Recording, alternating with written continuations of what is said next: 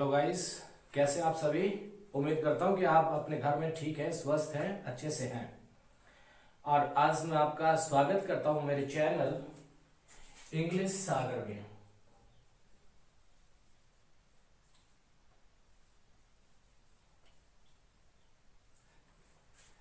और आज मैं आपके लिए एक नया टॉपिक लेके आया हूँ, ग्रामर का सिंथेसिस।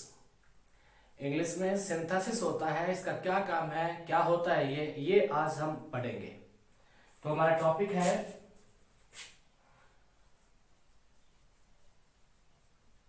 सिंथेसिस।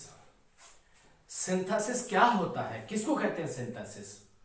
सिंथेसिस का मतलब होता है इंग्लिश में combination of two or more than two simple sentence into a new simple complex or compound. यानी दो या दो से अधिक जो सिंपल सेंटेंसेस होते हैं उन्हें जोड़ करके एक नया सिंपल सेंटेंस बनाना, एक नया कॉम्प्लेक्स बनाना, एक कंपाउंड सेंटेंस बनाना, ये जो प्रोसेस है इसे ही सिंथेसिस कहते हैं।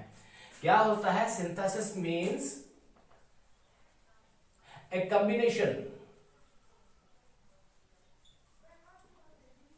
combination of two or more than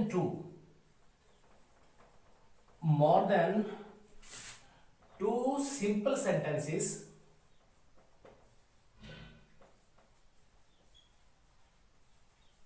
into a new simple complex और कंपाउंड सेंटेंस।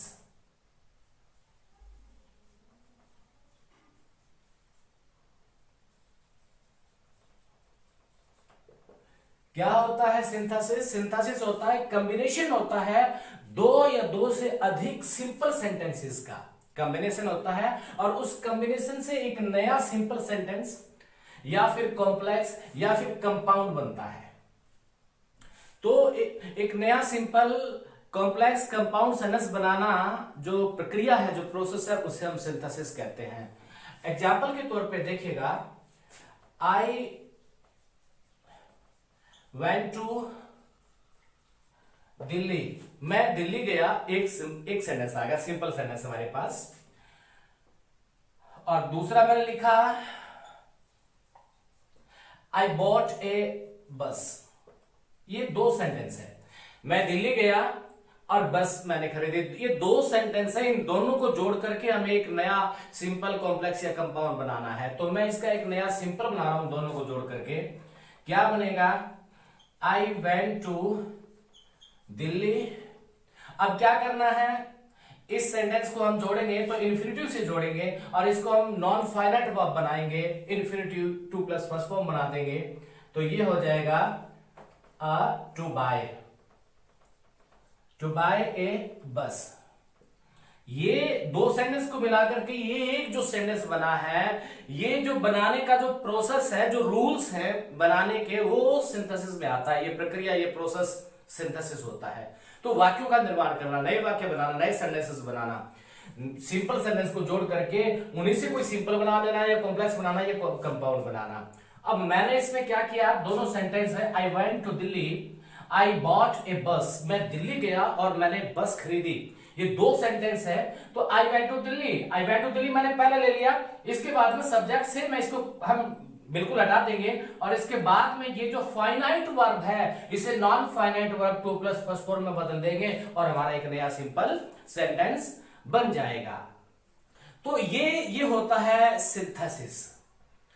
अब हम simple, complex or compound sentence अलग अलग बनाना सीखेंगे। सबसे पहले मैं आपको सिंपल सेंटेंस बनाना सिखाऊंगा कि सिंपल सेंटेंस कैसे बनता है।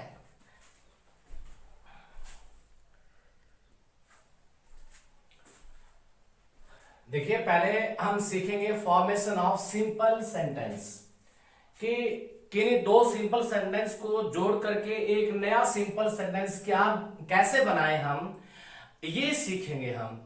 और इनमें सबसे पहला जो रूल मैंने लिया है, बाय यूजिंग इन्फिनेटिव। इन्फिनेटिव का यूज करके हम किन्हीं दो सिंपल को एक सिंपल में बदल सकते हैं। क्या होता है इन्फिनेटिव? इन्फिनेटिव होता है to plus first form. Verb का जो पहला फॉर्म होता है उसे हम इन्फिनेटिव बोलते हैं। एक्चुअली ये एक नॉन फाइनाइट वर्ब है। आपको पता होना चाहिए कि जो वर्ब है वो दो भागों में है, दो प्रकार से है। एक कौन सा होता है, एक होता है फाइनाइट वर्ब और दूसरा होता है नॉन फाइनाइट वर्ब।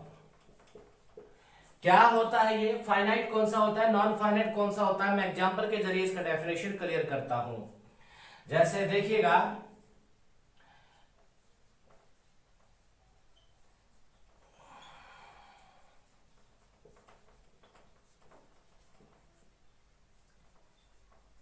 देखिए, they want to see a film, he wanted to see a film। ये मैंने तीन एग्जांपल लिए हैं। इसमें देखिएगा जो वर्ब यूज हुई हैं, एक वांट्स हुआ है और एक यहाँ पे सी यूज हुआ है। वांट, सी, वांटेड, सी, ये जो वर्ब हैं ये यूज हुई हैं। अब मैं परिभाषा देता हूं, डेफिनेशन देता हूं कि फाइनाइट वर्ब कौन सी होती हैं। The verb which is changed by the number of subject and tense is called finite verb, and the verb which is not changed by the number of subject or tense is called non finite verb। कहने का मतलब है वो क्रियाएं जो subject के वचन के अनुसार बदलती हो या फिर टेंस के अनुसार बदलती हो, जो चेंज होती हो, उन्हें फाइनाइट वर्ब कहते हैं। और जिनके ऊपर कोई असर नहीं पड़ता वो नॉन फाइनाइट होती हैं। यहां देखिएगा, ही वांट्स, इस वर्ब को एस लगा करके सिंगुलर किया गया। इसे क्यों सिंगुलर किया गया? Because the subject is in singular sense. Subject हमारा सिंगुलर है तो वर्ब को सिंगुलर करना पड़ा। और यहां पे देखिएगा सब्जेक्ट प्लूरल है तो यहां पे एस नहीं लगाया, ये प्लूरल हुआ है वर्ब। ये प्लूरल क्यों हुआ? Because of this subject. Subject plural है तो वर्ब को प्लूरल करना पड़ा। But here the verb is changed into past tense. देखिएगा यहाँ प्रेजेंट फॉर्म है और यहाँ इसका पास्ट फॉर्म हो गया। यहाँ टेंस के अनुसार बदली है और ये दोनों यहाँ पे सब्जेक्ट के अनुसार बदली है। क्या इनमें फर्क पड़ा? क्या इनमें कोई फर्क पड़ा? To see, to see, to see. तो जो वर्ब्स ना तो सब्जेक्ट के नंबर से बदलती हो ना टेंस के अनुसार बदलती हो, फाइनाइट होती हैं। और जो सब्जेक्ट के नंबर और टेंस के अनुसार बदलती हो वो फाइनाइट वर्ब होती हैं।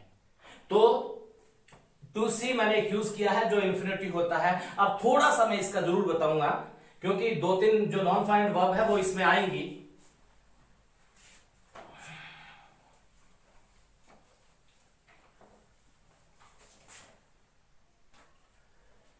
नॉन फाइनाइट वर्ब देखिए आप, ये तीन प्रकार की होती हैं। पहला कौन सा होता है? इन्फिनिटिव होता है।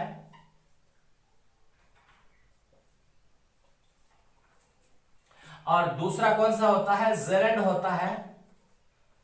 और तीसरा कौन सा होता है? Participle.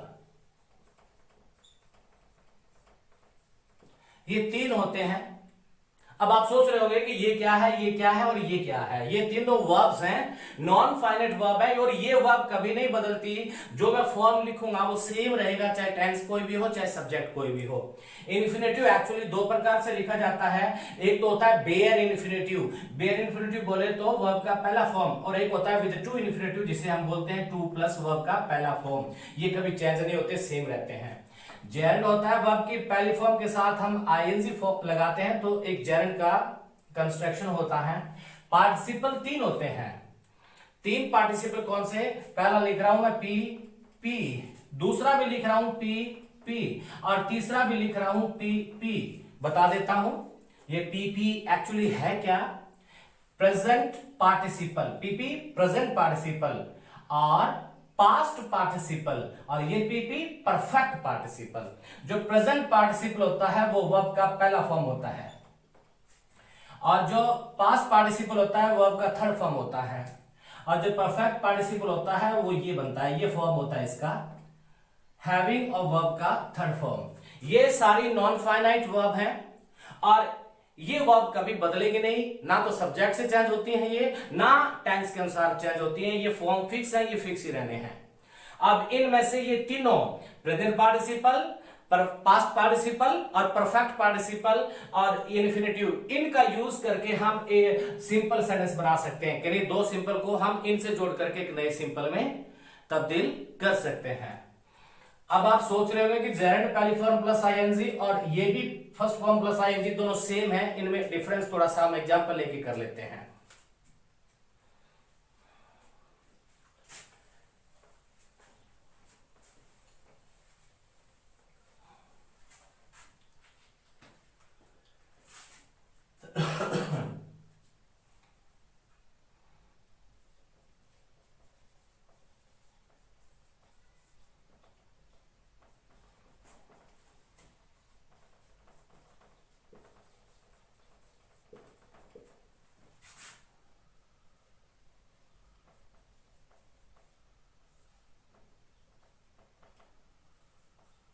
Barking dog seldom bite, seldom bite.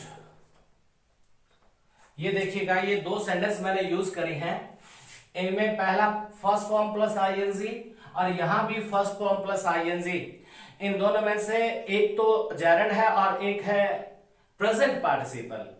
तो एक्चुअली जो प्रेजेंट पार्टिसिपल है वो बेसिकली कई सारे काम है, लेकिन एक समझ के आधार पे बताऊं तो एडजेक्टिव का काम करता है, एक विशेषण का काम करता है। और जो जेरेंड होता है बेसिकली वो एक नाउन के रूप में भी यूज हो जाता है, और नाउन जो काम करती है वो एक काम जेरेंड भी कर सकता है। अब यहां पे देखिएगा, swimming is good for health, स्वास्थ्य के लिए अच्छा है। क्या चीज स्वास्थ्य के लिए अच्छी है? स्विमिंग। तो यहाँ एक नाउन की तरह काम कर रहा है, सो ये जेरेंड हुआ। लेकिन यहाँ देखिएगा बार्किंग डॉग, कौन से डॉग? बार्किंग, भौंकने वाले। ये जो वर्ड है इसके बारे में कोई एक्स्ट्रा इंफॉर्मेशन दे रहा है, इसकी विशेषता बता रहा है, तो ये हुआ प्रेजेंट पार्टिसिपल। तो जो विशेषण का काम करता है वो पार्टिसिपल होता है, और जो एक नाउन की तरह यूज होता है वो जेरेंड होता है।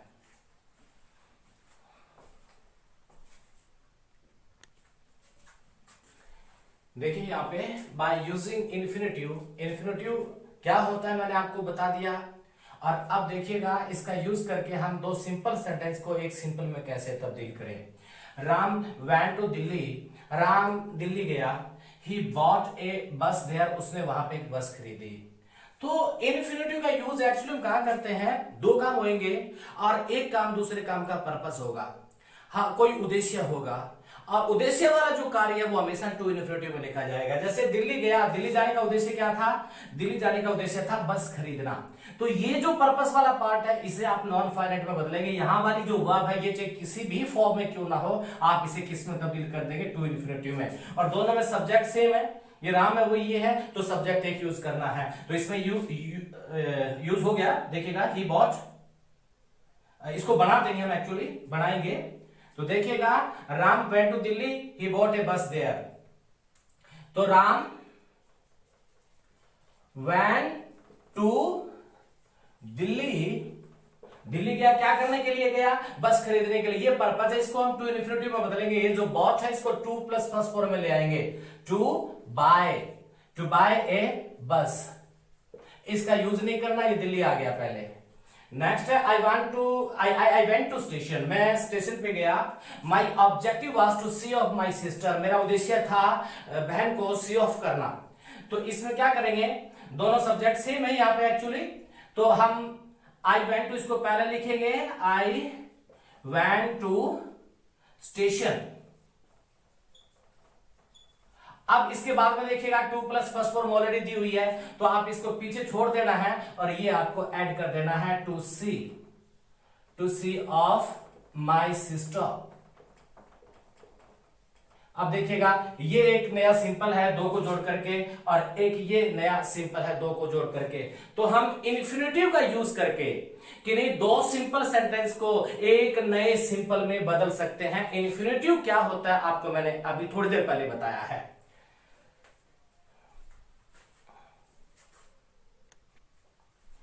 अब देखिए बाय यूजिंग प्रेजेंट पार्टिसिपल, हम प्रेजेंट पार्टिसिपल का यूज करके दो सिंपल को एक सिंपल में चेंज कर सकते हैं। तो प्रेजेंट पार्टिसिपल आपको बताया क्या होता है कि नॉन फाइनाइट वर्ब है, पहली फॉर्म प्लस आईएनजी इसका फॉर्म होता है ये। तो इसमें देखिएगा the girls enter the stage, लड़कियों ने स्टेज पे प्रवेश किया। दे संग अ सॉन्ग, वो उन्होंने गीत गाया था। तो आपको ये थोड़ा सा पता होना चाहिए कि प्रेजेंट पार्टिसिपल एक्चुअली यूज कहां होता है। बेसिकली इसको कब यूज करते हैं, ये तब आता है जब दो काम होते हो और दोनों कार्य साथ साथ होते हो, सेम टाइम में और सेम सब्जेक्ट के द्वारा, कि एक समय में एक साथ दो कार्य हो तो दूसरा कार्य हमेशा प्रेजेंट पार्टिसिपल में आता है। इसमें देखिएगा, the girls enter the stage, लड़कियों ने क्या किया, स्टेज पे प्रवेश किया। दे संग अ सॉन्ग, उन्होंने गीत गाया। तो इसका मतलब यह है कि स्टेज पर गीत गाते हुए गई है, साथ में तो प्रवेश करे, काम तो ये चलना, प्रवेश करना और प्लस में गीत गाना, ये दो काम पैरेलल हो रहे हैं, साथ हो रहे हैं। तो दूसरा कार्य जो है वो प्रेजेंट पार्टिसिपल में आएगा। सब्जेक्ट इसमें दोनों सेम होते हैं, दूसरा सब्जेक्ट इसमें यूज नहीं करना। तो इसको कैसे लिखेंगे हम, इसको लिखेंगे the girls enter the stage.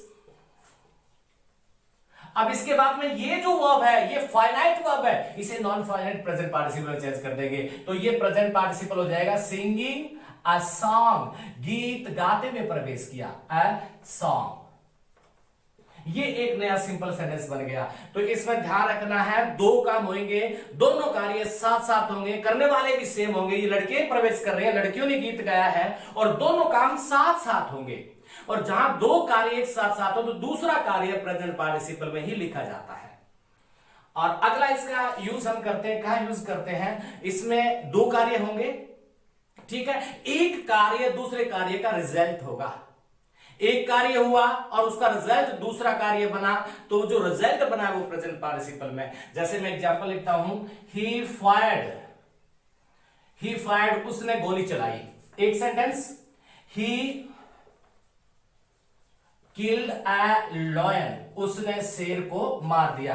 काम करने वाला सेम है, दो काम किए हैं, गोली चलाई है, शेर को मारा है। तो गोली चलाने का रिजल्ट क्या निकला, शेर को मार दिया। तो दो काम साथ साथ हो तो दूसरा कार्य देखिए दोनों साथ साथ चल रहे हैं, हमने सिंगिंग में बदल दिया। और एक काम दूसरे काम का रिजल्ट हो तो वो रिजल्ट हमेशा प्रेजेंट पार्टिसिपल में आएगा। तो इसको कैसे जोड़ेंगे, ही